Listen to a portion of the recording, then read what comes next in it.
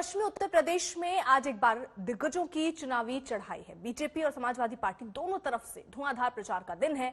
योगी, Amit Shah, JP Nadda, Keshav Prasad Maurya, Akhilesh Yadav, Jayant Chaudhary सब के सब एक दिन प्रचार के मैदान में होंगे, लेकिन उन मुद्दों की कोई चर्चा नहीं जिनसे जनता का सीधा लेना देना है।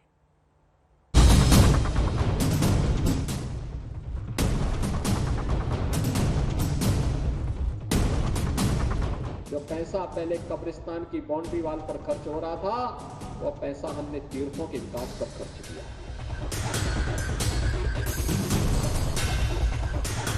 जरा चुल्लू पर पानी में डूब मरो, आपको बोलने का कोई अधिकार नहीं।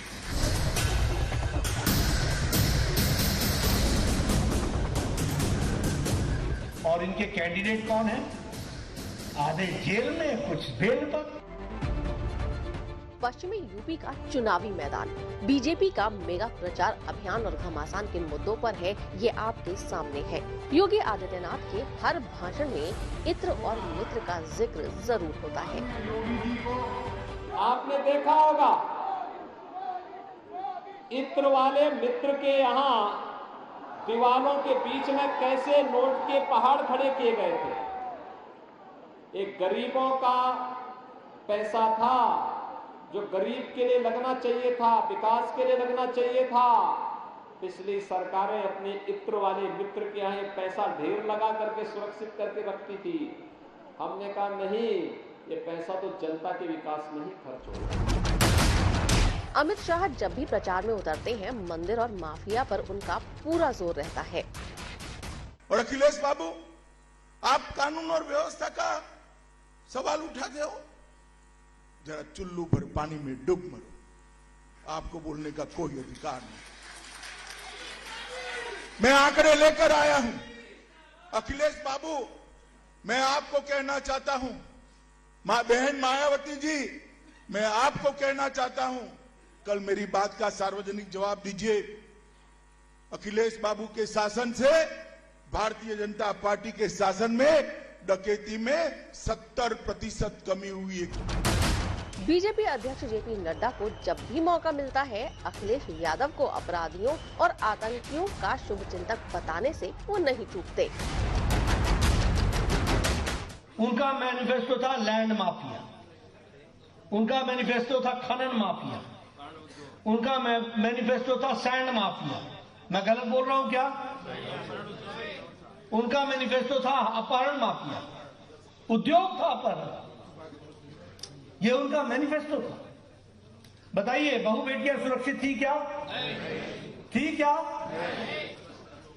लॉ एंड ऑर्डर मुसीबत में था कि नहीं था? आजकल माफिया सरेंडर करके या तो उत्तर प्रदेश छोड़ रहे हैं या अपने आप सरेंडर करके जेल जाने की तैयारी कर रहे हैं। और इनके कैंडिडेट कौन हैं? आधे जेल में, कुछ बेल पर।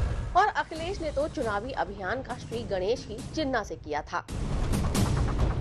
राष्ट्रपिता महात्मा गांधी, जवाहरलाल नेहरू, जिन्ना एक ही संस्था में पढ़ करके बैरिस्टर बन करके आए थे। उन्होंने आजादी दिलाई।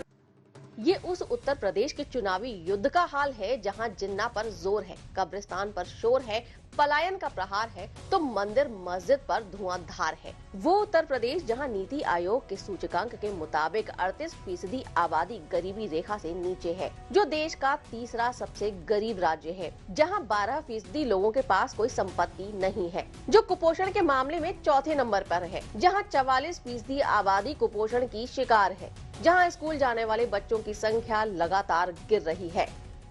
उस यूपी के चुनावी मुद्दों की फहरिस्त आप देख चुके हैं। आज फिर पश्चिमी यूपी में बीजेपी नेताओं की जबरदस्त मोर्चाबंदी है। अमित शाह, जेपी नड्डा, योगी आदित्यनाथ, केशव प्रसाद मौर्य सबके सब पश्चिमी यूपी में डटे हुए हैं, तो अखिलेश जयंत की जोड़ी की भी मौजूदगी है। तो सवाल ये है कि क्या आज की तस्वीर कुछ अलग होगी?